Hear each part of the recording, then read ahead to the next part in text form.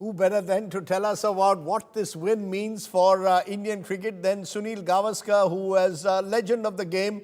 He was at the Oval. Mr. Gavaskar, this is an iconic moment.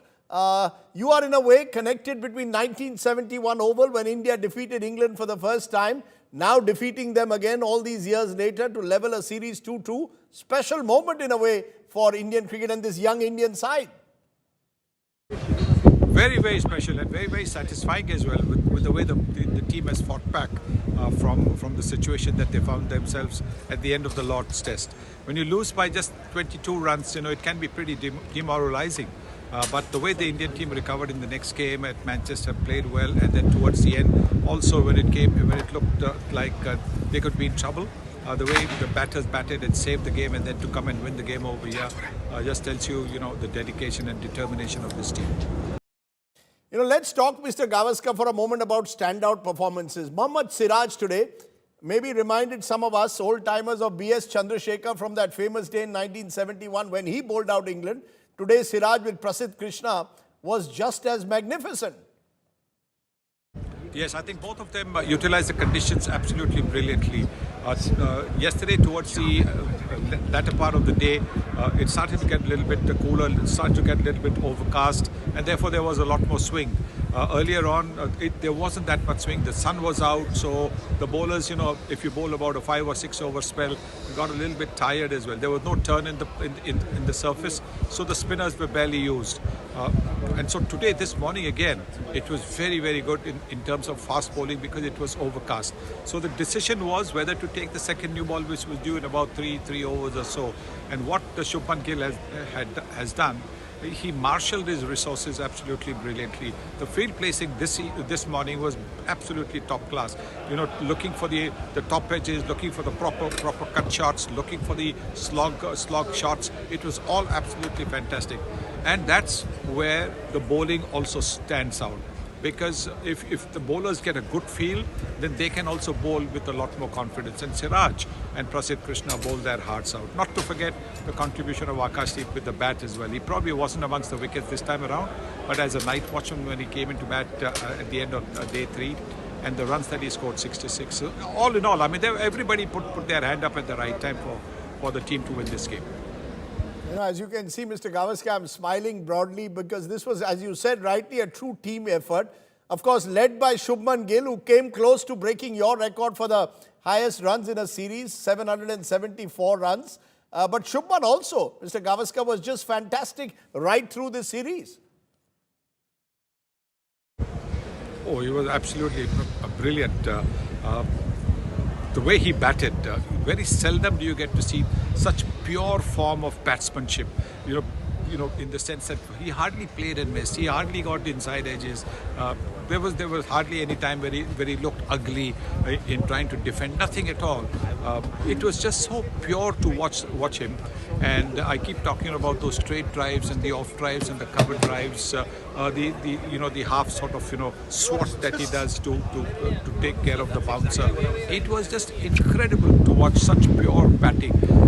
I think we saw Sachin Tendulkar bat like that for most of his career, pure batting. Then Kohli had 2 series where he, again, absolutely pure batsmanship. I think 2014-15 in Australia, and then again 2018 in England when he came on his second tour to England.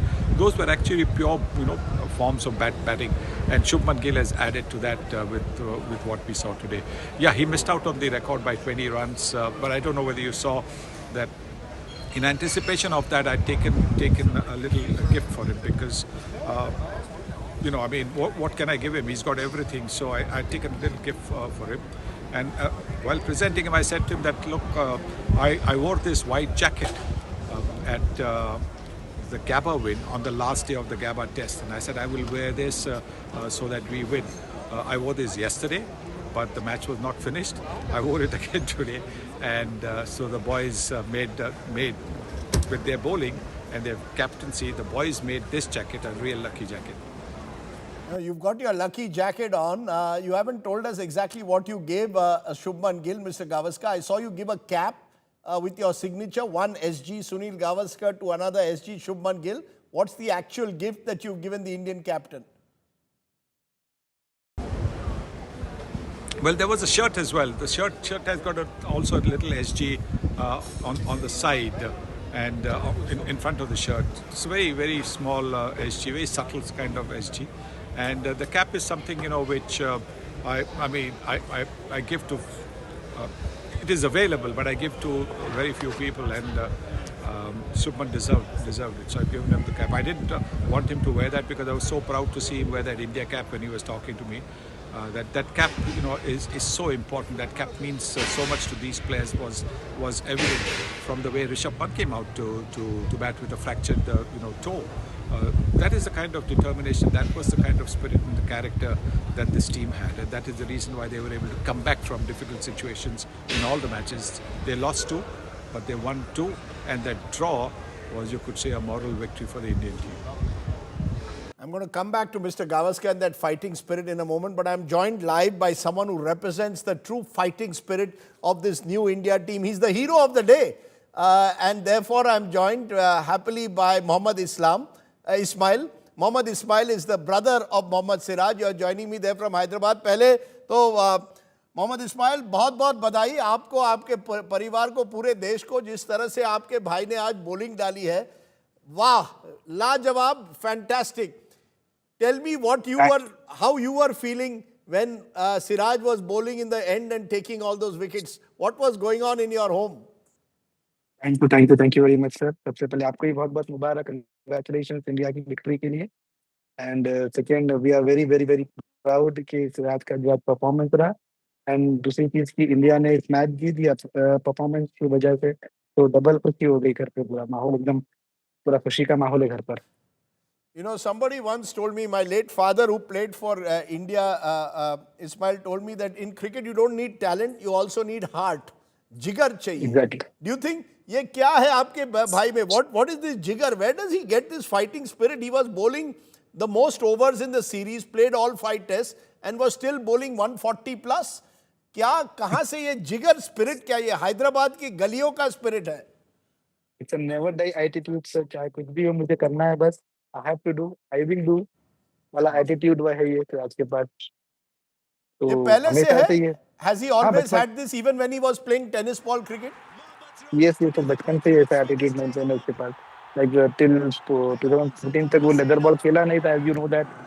In within a year and a half, 1.5 year में वो Ranji trophy, Paul सीकरेट trophy, ईरानी cup वगैरह हैदराबाद के लिए represent. उसके बाद IPL को represent किया, and then national duty within 2 years of span.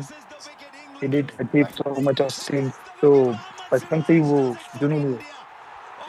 Ismail, he was asked today about what keeps him going, और उसने कहा he has changed his emoji to the word believe, and I'm told even in the house he has a poster of believe along with Cristiano Ronaldo. Is Cristiano Ronaldo the hero of Mohammad Siraj along with Virat Kohli, I'm told? Yes, he's a huge fan of Cristiano Ronaldo, sir.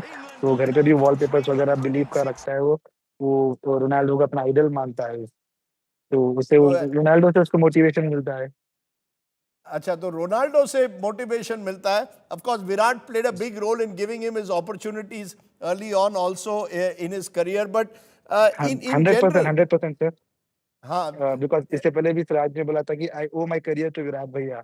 Whatever I am today is because of just Virat bhai. He backed me when I was down. He backed me when my performance was not up to the mark back in 2018, when his IPL was that good. So Virat bhai was the one who stood with him. He took with him and backed him. So आज विराट भाई की बहुत सारी वो है विराट को इस मुकाम पर आने के लिए. Can I ask you this, Ismail? Siraj went to Australia in 2021 for the first time to play for India. Your father passed away while the tour was on. Siraj was given a choice, come back home or stay in Australia. He decided to stay on. Is that what he is all about?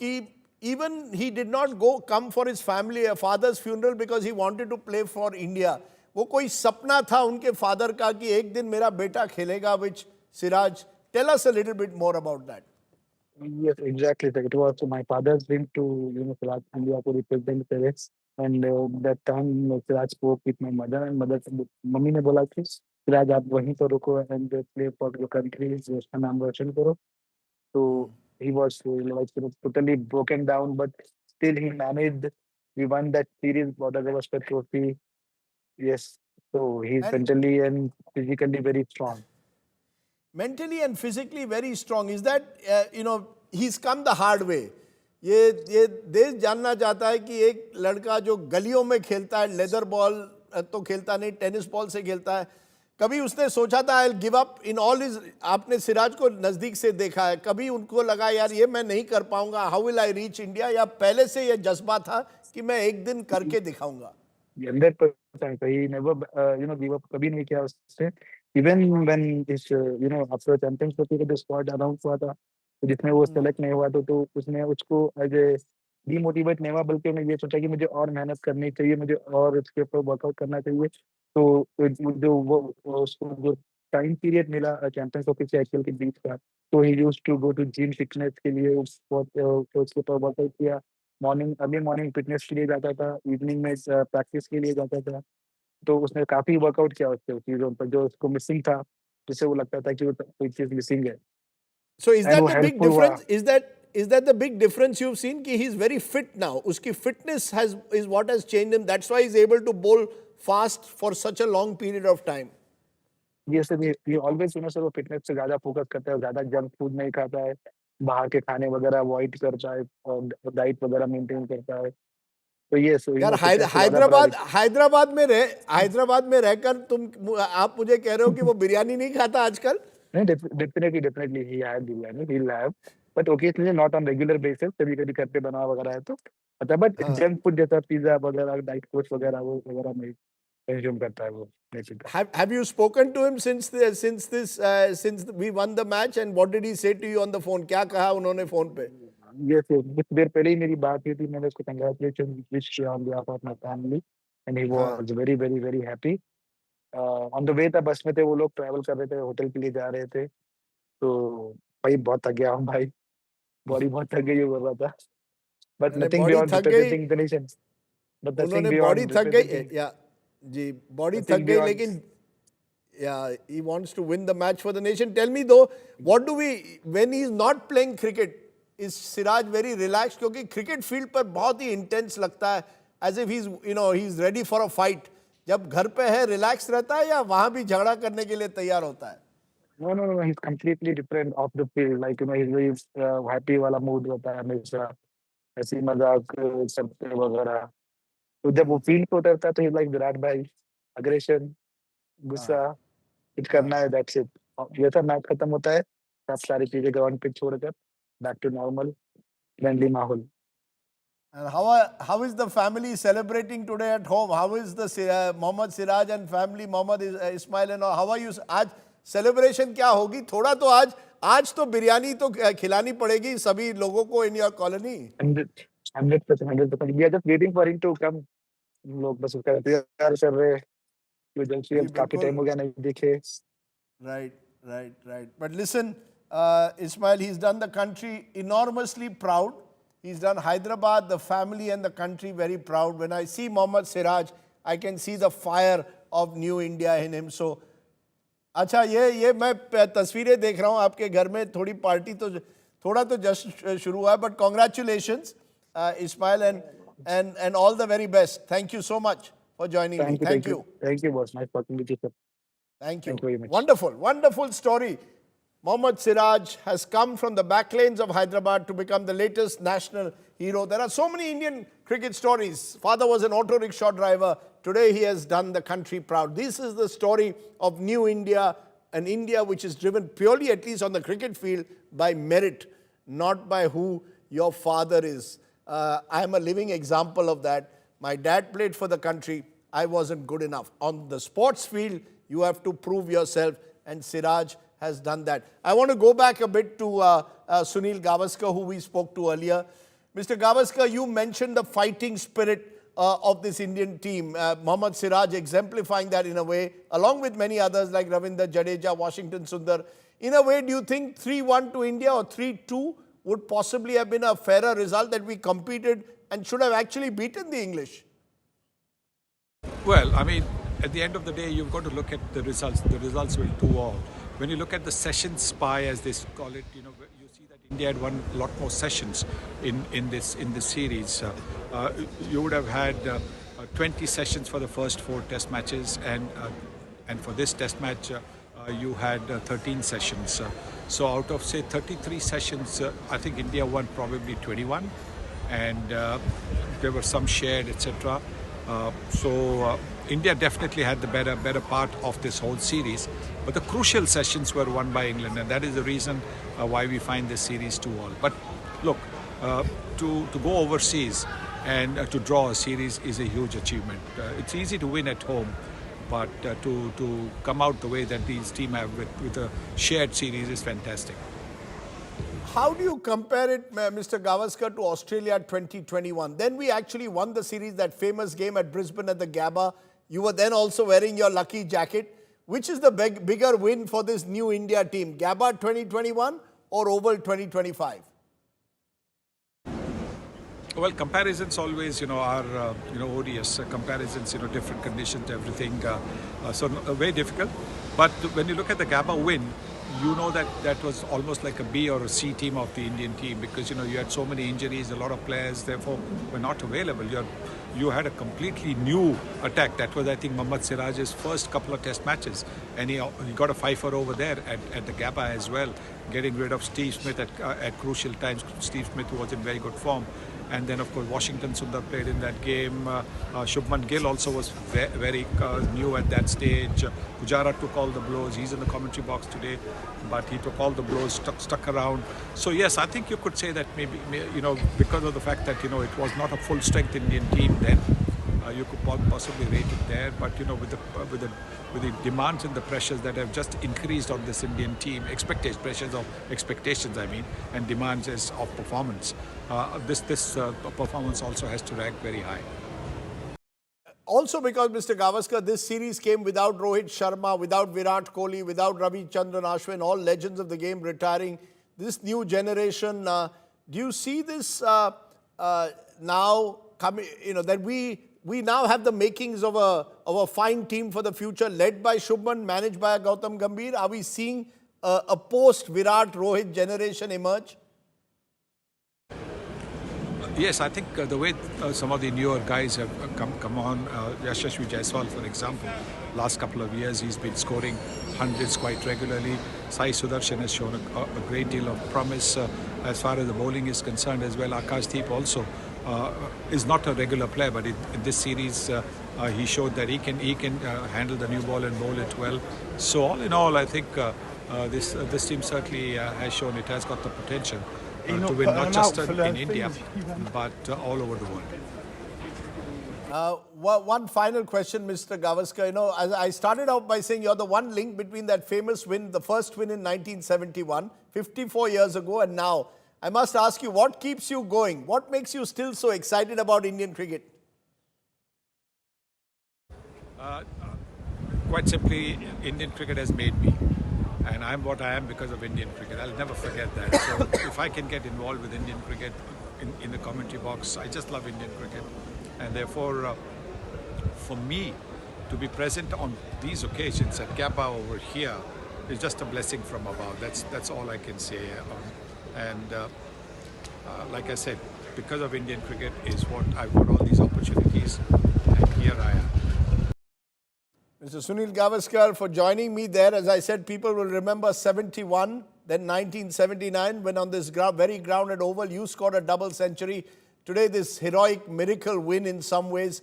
As always, great talking to you. Keep that jacket on, because we're going to win many more matches, hopefully, with this new generation of players. Thank you so much for joining me, the one and only Sunil Gavaskar. Good to listen to Siraj's brother and to Mr. Gavaskar on the show. Okay, that's the good news. Let's turn to some breaking news of not so good news at the moment coming in. Donald Trump, the US president, has decided to raise tariffs on India. Trump has just posted on his Truth social site, India is not only buying massive amounts of Russian oil, they are then, for much of the oil purchase, selling it on the open market for big profits. They don't care how many people in Ukraine are being killed by the Russian war machine.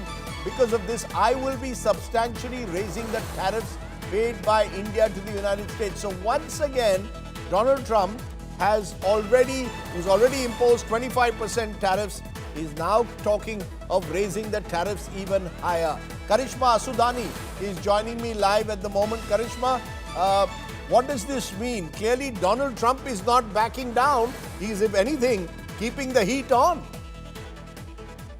Absolutely, Rajdeep, and this emerges from a bigger concern to do with the whole relationship that United States of America and on a personal front, Donald Trump shares with Russia. Now, let's not forget, if we are coming on the talking table and to look at how officially things are, we are importing close to about 41% crude oil from Russia. And if we look at the kind of consumption in India, to throw some numbers on that, if our consumption is about, say, 5 million barrels per day, then about 2 to 2.5 barrels per day for us comes from Russia because it's cheaper, it's discounted.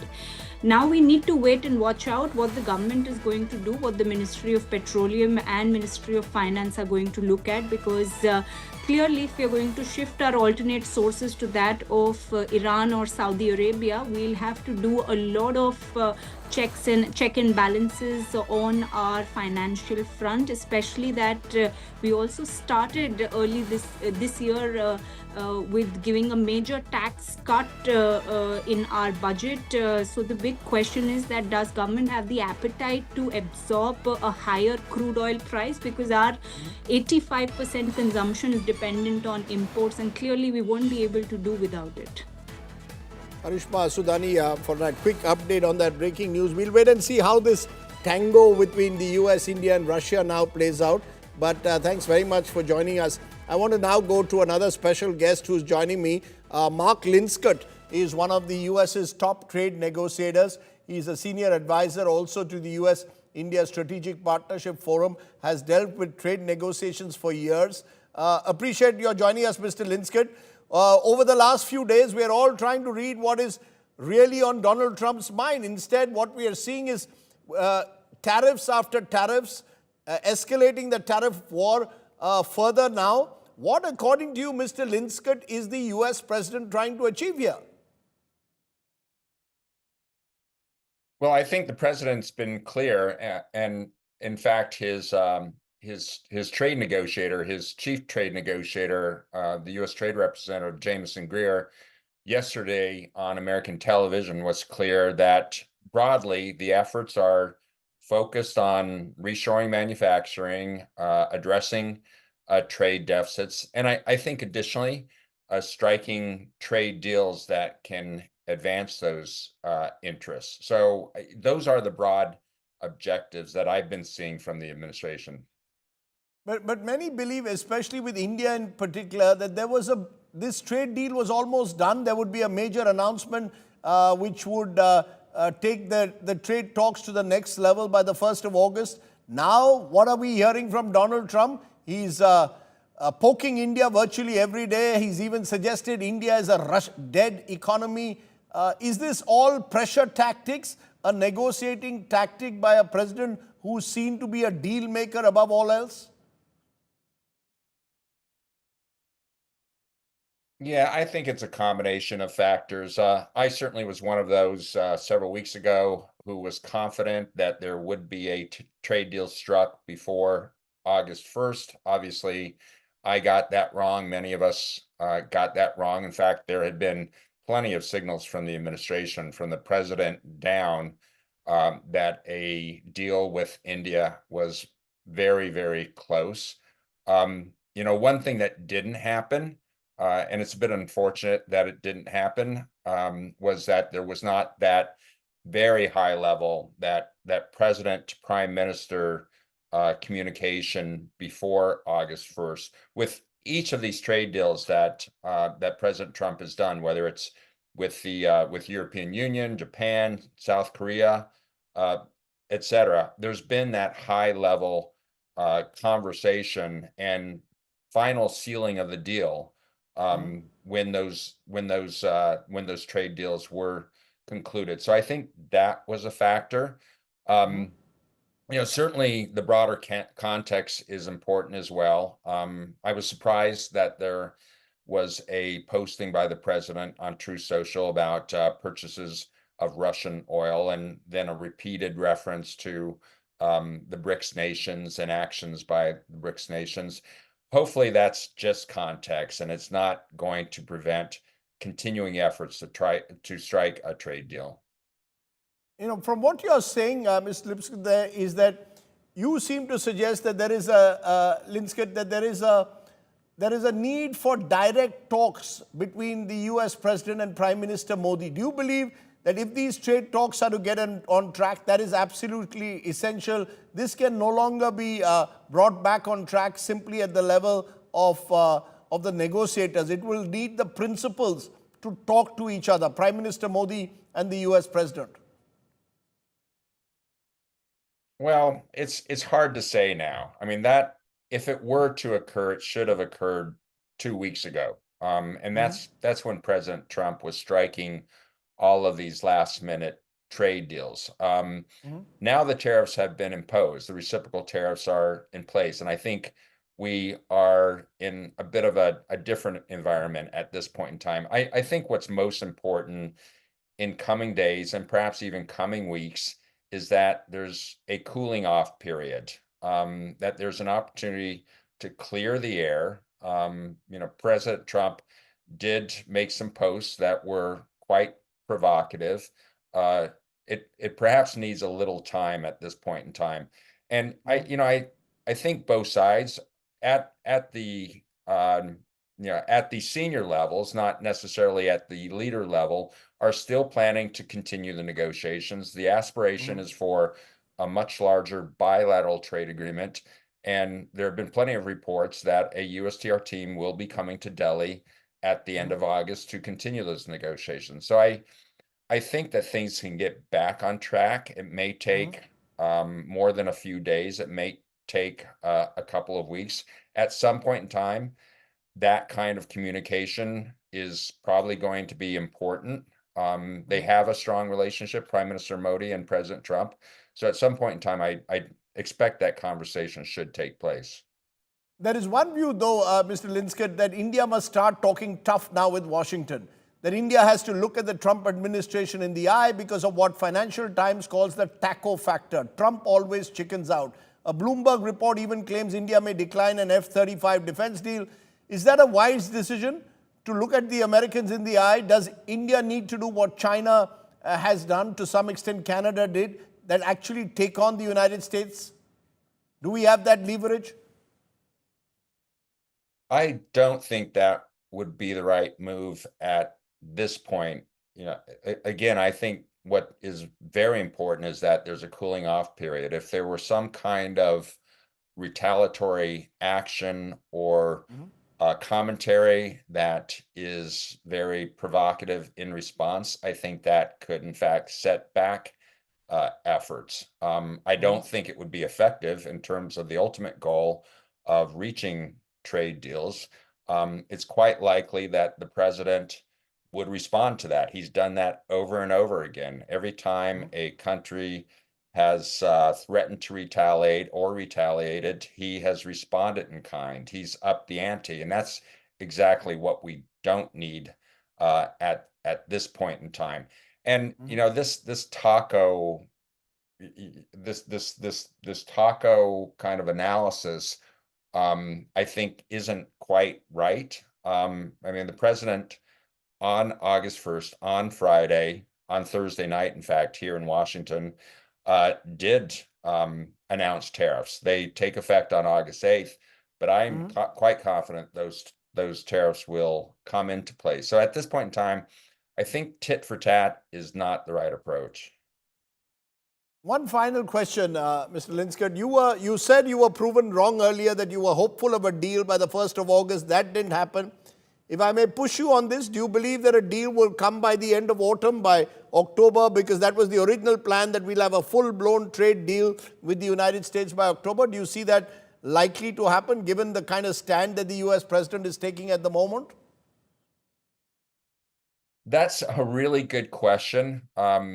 I've made some predictions in the past. I've been wrong with those predictions, so I'm a little hesitant to make new predictions. The two leaders back in February, when Prime Minister Modi was here in Washington, they pledged to negotiate a comprehensive bilateral trade agreement, and they agreed that a first tranche of results for that negotiation would be in place by the fall, meaning roughly October.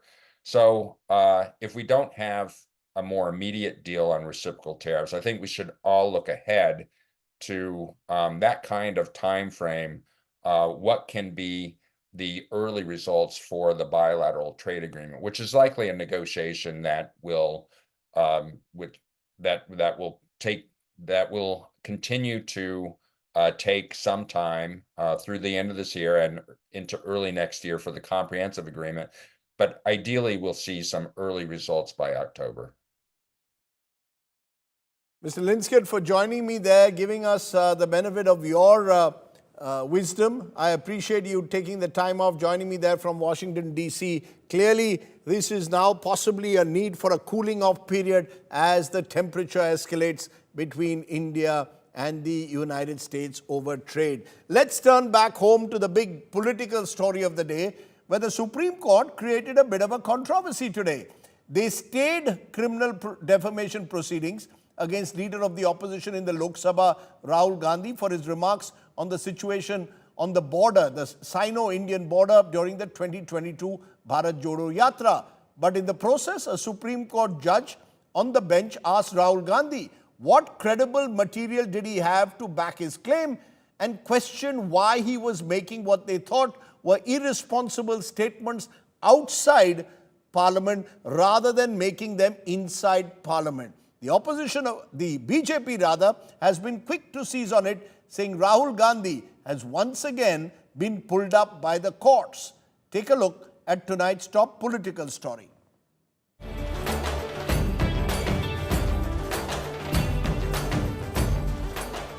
China ने 2000 square kilometre हमारी जमीन ले ली है। प्रधानमंत्री जी कहते हैं कि हमारे बॉर्डर के अंदर कोई नहीं आया। That is where it all began.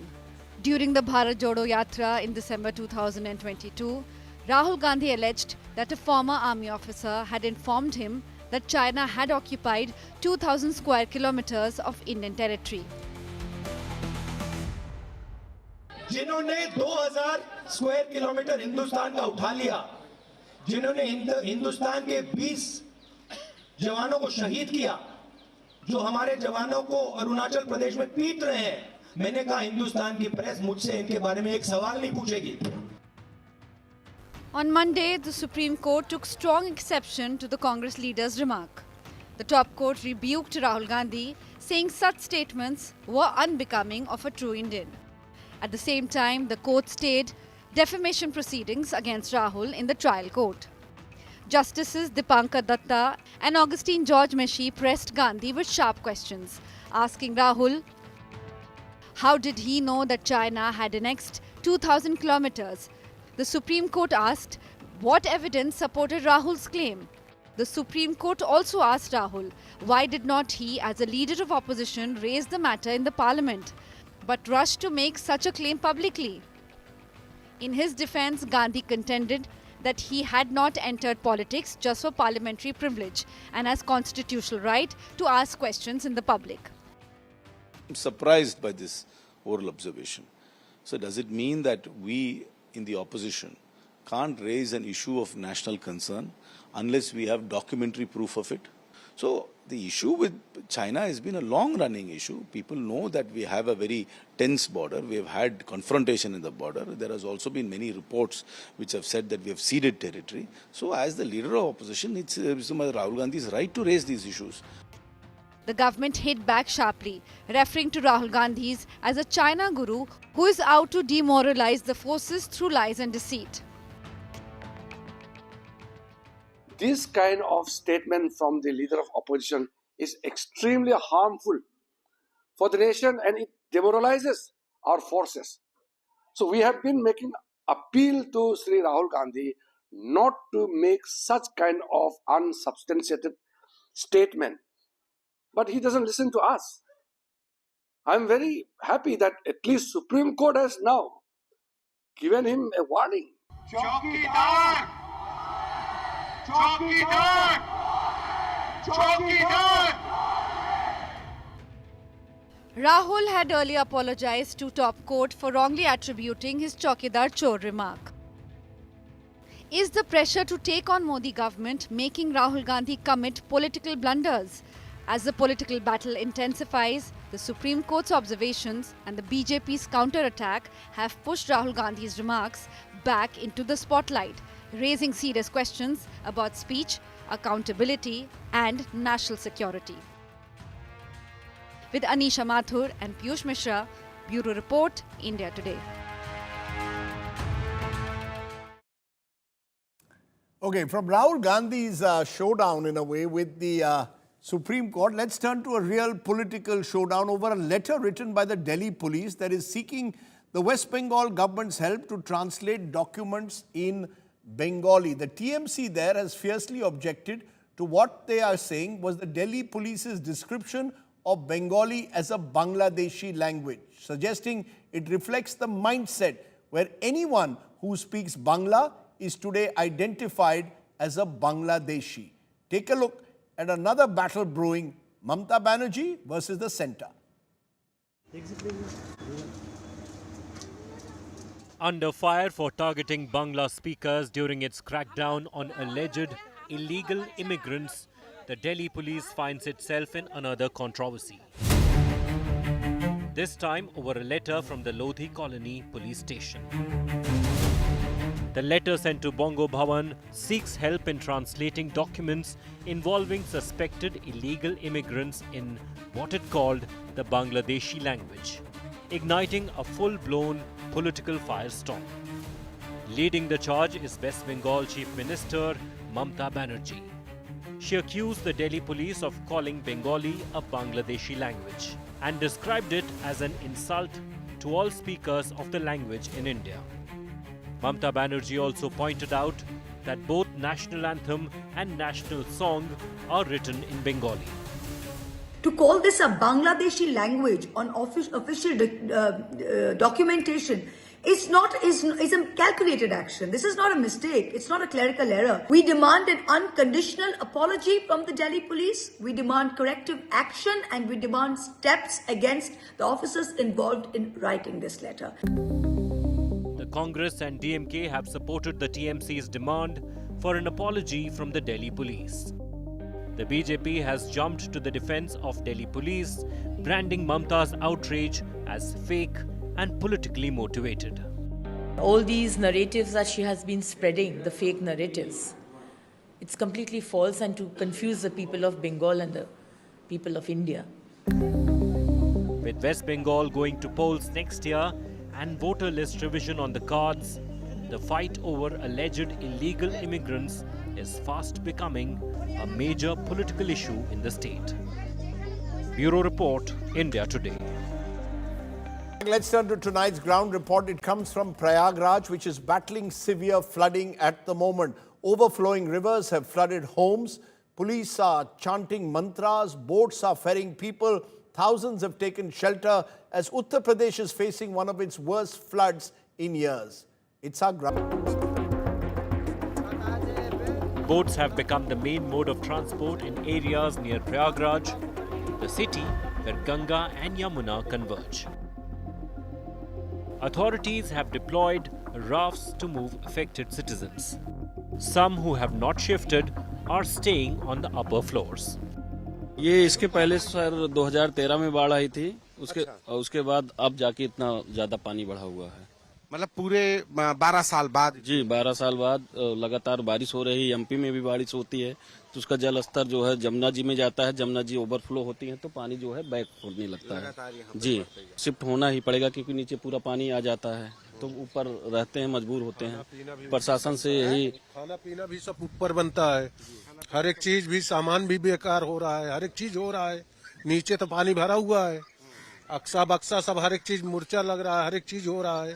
flood water has entered in the ground floor, and you can see through the visuals that the doors and the windows are not able to shut down because the force of the water is so much high, so much high intensity that the owners of the house have to left this first floor, and now they have to live on the upper floor, whether it is the first floor or whether the roof. They have to spend their life.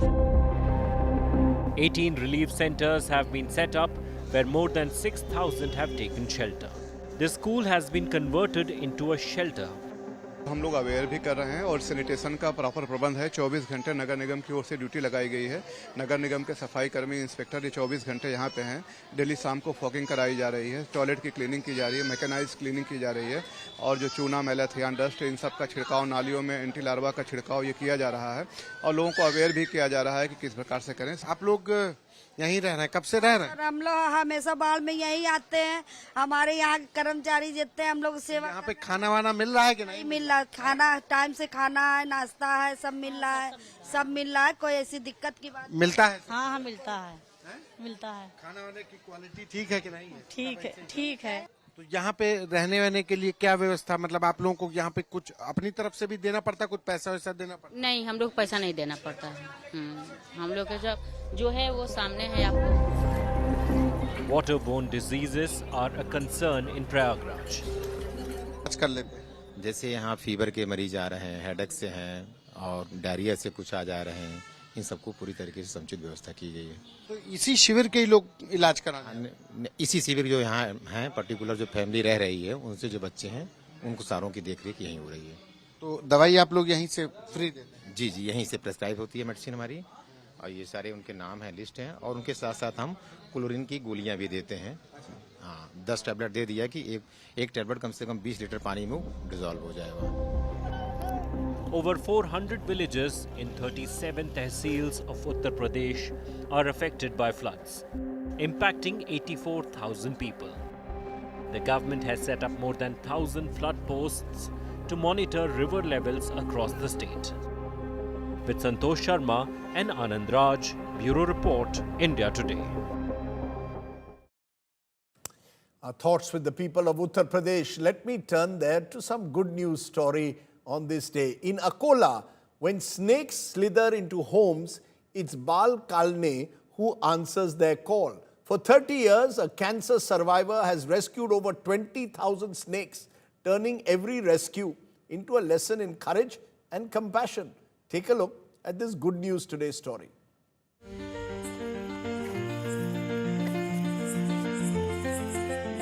This is the man people of Akola turn to when they are troubled by poisonous snakes. For the last 30 years, Bal Kalne has been rescuing snakes and releasing them in the forests.